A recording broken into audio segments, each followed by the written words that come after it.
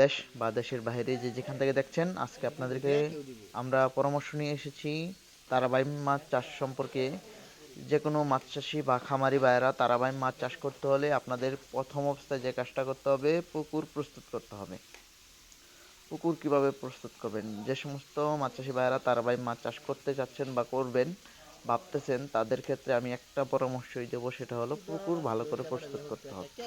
পুকুর প্রস্তুতের ক্ষেত্রে কি করতে হবে? পুকুরটা ভালো করে শুকাতে হবে।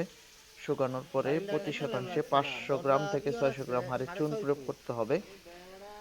কাদানিতে চুন প্রয়োগ করে 5 থেকে 6 দিন রৌদ্র লাগাতে হবে আর কি, তলেসায়।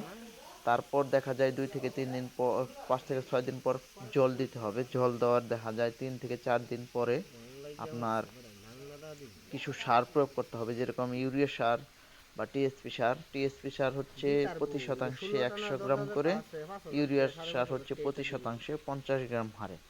এরভাবে করে আপনারা পুকুরটাকে ভালো করে নির্মাণ করবেন, এবং কি প্রতি শতাংশে 100 গ্রাম হারে খোল দিতে হবে, এবং কি আপনাদেরকে প্রতি শতাংশে 100 গ্রাম হারে গোবর দিতে হবে। এটি দেওয়ার কারণটা হচ্ছে আপনাদের পুকুরে তলে বা পুকুরের জলে আপনার পর্যাপ্ত পরিমাণে একটা খাবার সৃষ্টি হবে মাছের জন্য, যেরকম কেঁচু হবে, এবং কি কিছু পোকামাকড় হবে, এবং কি মাটির তলে কিছু খাবার সৃষ্টি হবে।